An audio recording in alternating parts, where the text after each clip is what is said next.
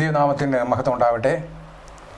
ഈ മനോഹരമായ ദിവസത്തിൻ്റെ പ്രഭാതത്തിൽ ദൈവജനമായി നിങ്ങളുടെ മുൻപാകെ നിൽക്കുവാൻ ദൈവം എന്നെ അനുവദിച്ചതിൽ അധികം സന്തോഷിക്കുന്നു.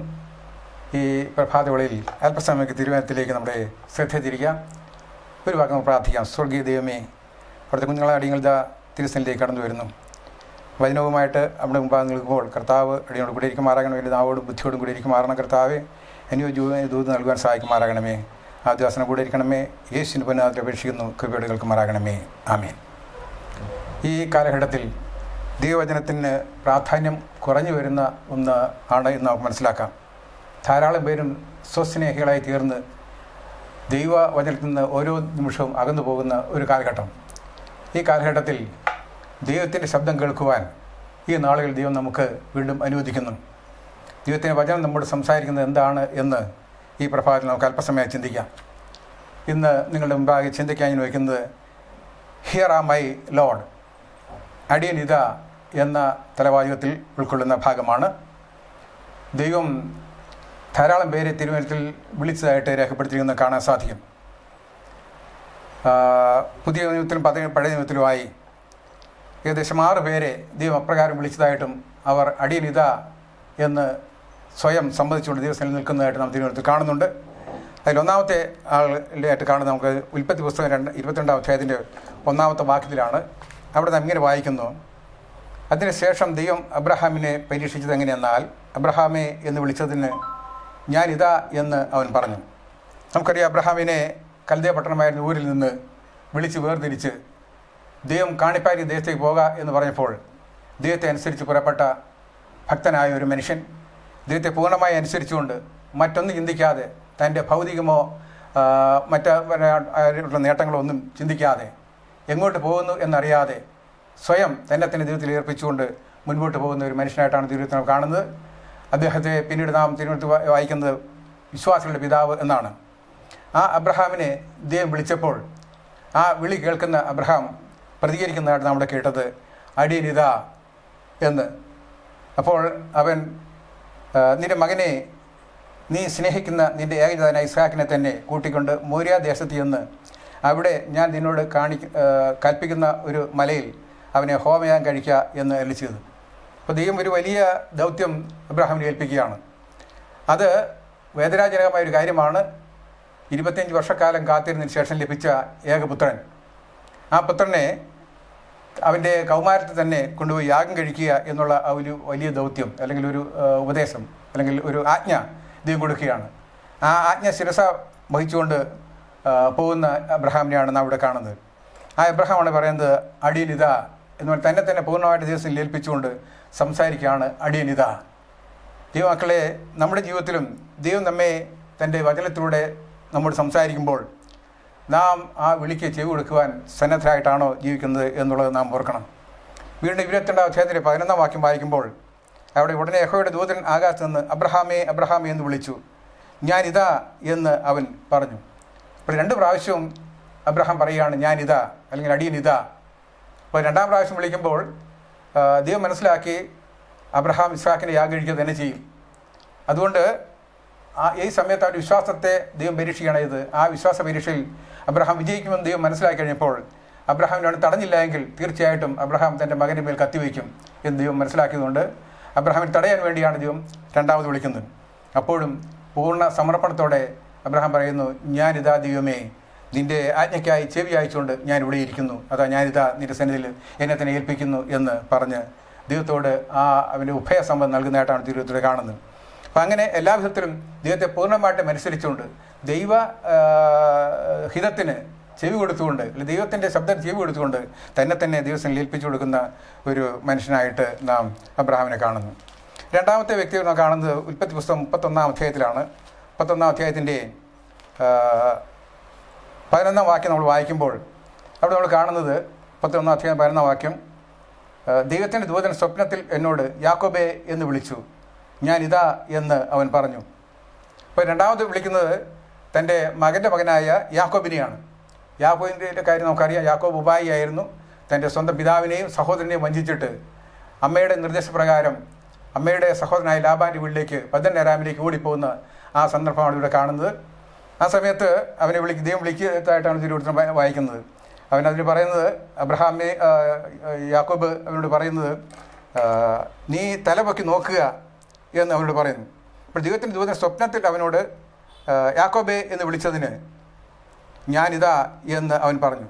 തൻ്റെ മുത്തച്ഛനെ പോലെ, തൻ്റെ പിതാമഹനെ പോലെ തന്നെ ദൈവത്തിൽ തന്നെ സമർപ്പിച്ചുകൊണ്ട് യാക്കോബ് പറയുകയാണ്, ഞാനിതാ ഇവിടെ തന്നെയുണ്ട്, എന്നെ വിളിച്ച ദൈവത്തിൻ്റെ ശബ്ദം ഞാൻ കേൾക്കുന്നു എന്ന് പറഞ്ഞുകൊണ്ട് അവനോട് ദൈവത്തോട് പറയുന്നു, ഞാനിതാ.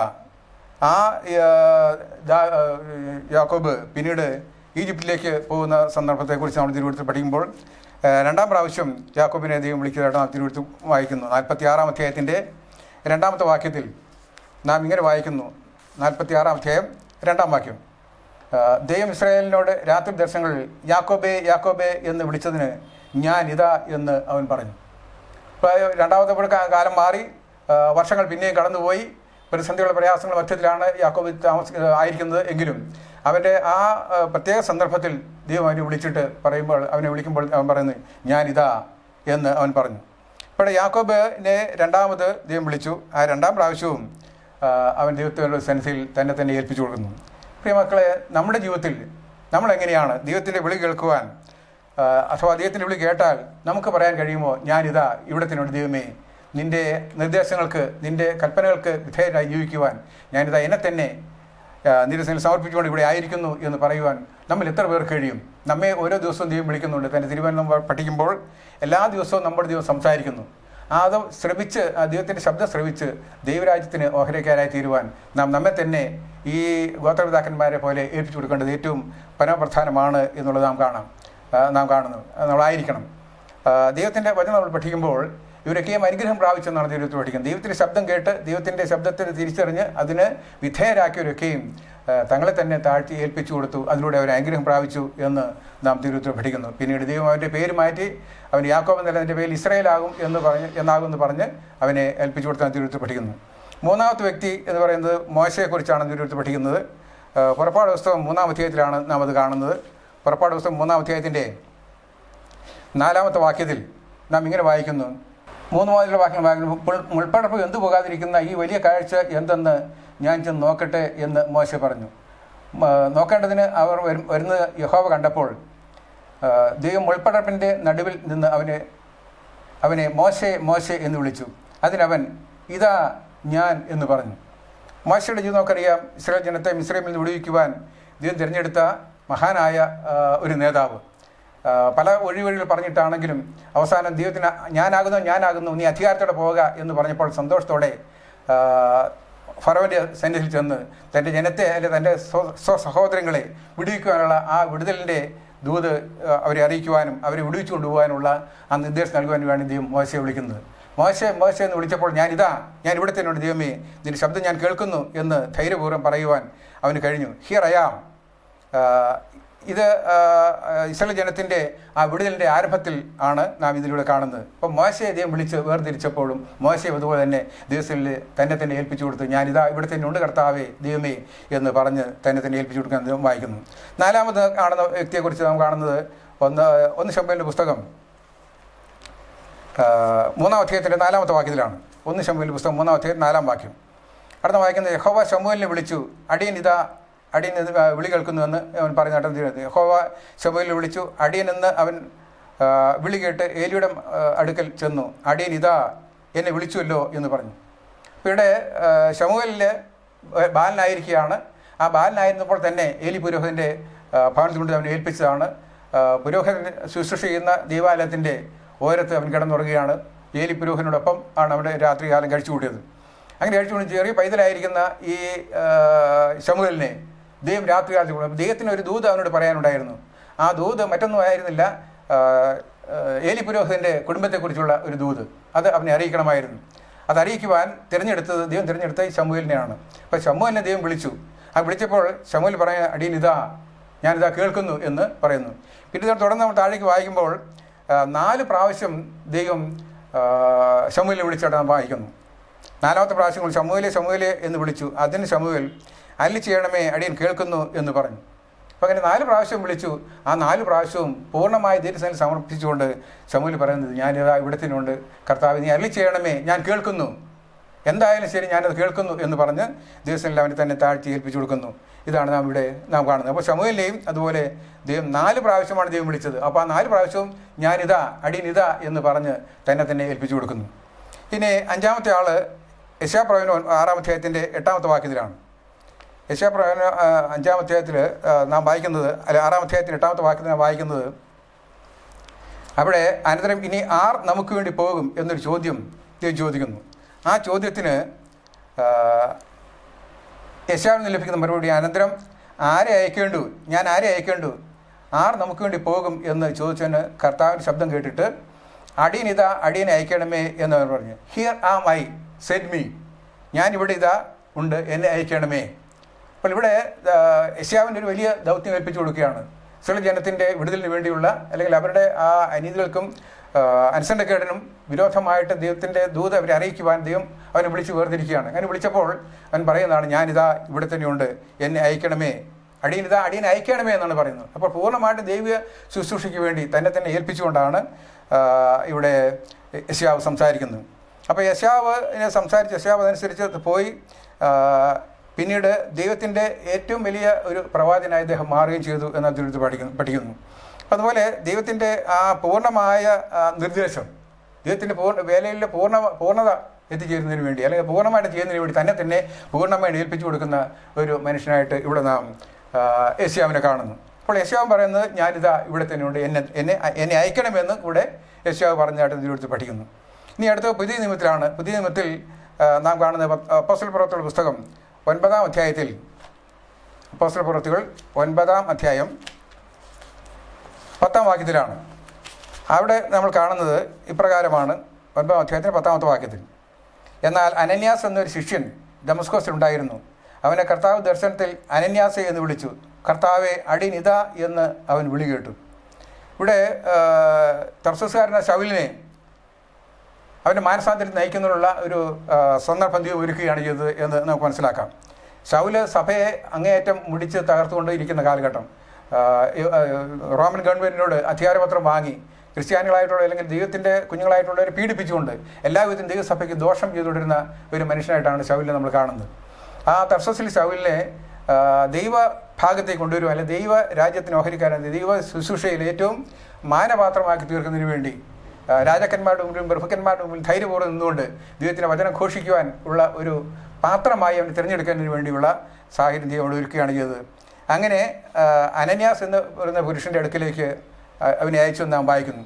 അവിടെ തുടർന്ന് വായിക്കുമ്പോൾ കർത്താവ് അവനോട്, നീ എഴുന്നേറ്റ് നേർവീഥി എന്ന തെരുവിൽ ചെന്ന് യൂദയുടെ വീട്ടിൽ തർസസ്സുകാരനായ ശൗൽ എന്നു പേരുള്ളവനെ അന്വേഷിക്കുക, അവൻ പ്രാർത്ഥിക്കുന്നു.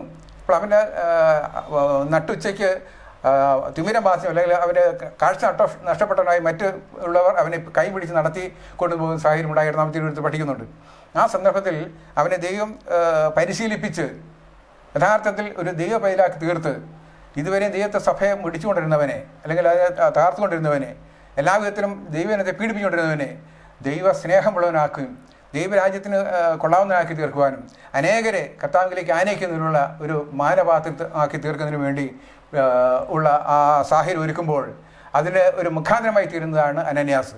ആ അനന്യാസിനെ വിളിച്ചപ്പോൾ അനന്യാസ് പറഞ്ഞ, അടിയനിതാ, ഞാൻ ഇവിടെ തന്നെയുണ്ടെന്നാണ് ഇപ്പോൾ അദ്ദേഹം പറഞ്ഞത്. അടിയനിതാ എന്ന് അവൻ വിളി കേട്ടു. Here am I.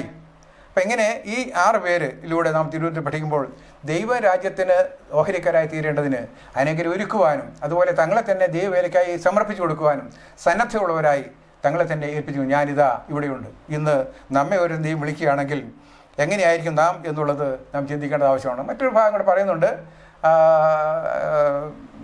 ഉൽപ്പത്തി പുസ്തകം 27-ാം അധ്യായം 18-ാം വാക്യം വായിക്കുമ്പോൾ ഇസ്ഹാക്ക് ഏശാവിനോട് പറഞ്ഞ്, നീ ആരാകുന്ന മകനെന്ന് ചോദിക്കുമ്പോൾ ഞാനിതാ എന്ന് അവൻ പറയുകയാണ്, ഐ ആം ഹിയർ, അല്ലെങ്കിൽ ഐ സെഡ്, ഇസാക്ക് പറയുകയാണ്, here am I said Isaac, ഞാനിവിടെ ഉണ്ടെന്ന് മകനോട് പറയുകയാണ്. ഞാനിതാ ഇവിടെ തന്നെയുണ്ട്. കാരണം മകൻ്റെ വേട്ടയിറച്ചി നിന്ന് അവനെ അനുഗ്രഹിക്കുന്നുള്ള സാഹചര്യം ഒരുക്കുന്നതിന് വേണ്ടിയുള്ള ആ പ്രവർത്തനത്തിൽ ഏർപ്പെടുന്ന സന്ദർഭമാണ് ഇതിനിടെ വായിക്കുന്നത്. അപ്പം അങ്ങനെ മറ്റു സന്ദർഭങ്ങൾ പറയുന്നതെന്ന് മാത്രമേ ഉള്ളൂ. ഏതായാലും ഈ 6 പേരെയാണ് ഏറ്റവും പ്രധാനമായിട്ട് നമ്മളിവിടെ കാണുന്നത്. ഹിയർ ആം ഐ, ഞാൻ ഇവിടെയുണ്ട്, ഞാനിതാ, എന്നെ അയക്കണമേ, അല്ലെങ്കിൽ ദൈവവേലയ്ക്ക് എന്നെ സമർപ്പിക്കുന്നെന്ന് പൂർണ്ണമായിട്ട് പറഞ്ഞ് പൂർണ്ണമായിട്ട് ഇതിനനുസരിച്ച് സമർപ്പിച്ച ഈ 6 പേരുടെ ചരിത്രം നമുക്ക് ഉത്തേജനം നൽകുന്നതാണ്.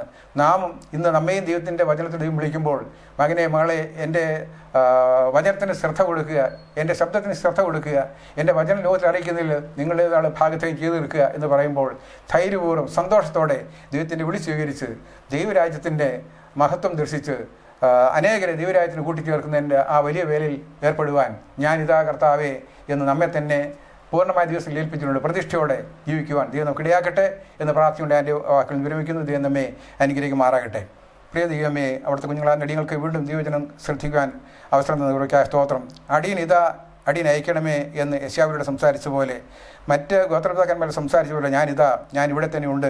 ഞാൻ ദൈവത്തിൻ്റെ വചനം ശ്രദ്ധിക്കുവാനും ദൈവത്തിൻ്റെ വചനം ഘോഷിക്കുവാനും സന്നദ്ധനായി പൂർണ്ണമായിട്ട് എന്നെ തന്നെ ഏൽപ്പിക്കുന്നെന്ന് പറഞ്ഞുകൊണ്ട് വിശ്വസത്തോടെ ഭാഗത്ത് നിന്ന് അങ്ങയുടെ വചന ഘോഷിക്കുവാനും വചനത്തിന് അനുസരണമായി ജീവിച്ച് ദൈവരാജ്യത്തിൽ അനേക ഓഹരിക്കാക്കി തീർക്കുവാനും അതുപോലെ ദൈവ ശുശ്രൂഷ ദൈവിക വേല എത്രയും വേഗം ചെയ്തുകൊണ്ട് അടിയങ്ങളെ ഭാഗത്തേയും ചെയ്തു തീർക്കുവാനും അടിയങ്ങളെ ഓരോരുത്തരും സഹായിക്കണമെന്ന് യേശു ക്രിസ്തുവിൻ്റെ തന്നെ മാത്രം അപേക്ഷിക്കുന്നത് കൃപയോടെ കേൾക്കുമാറാകണമേ. ആമേൻ.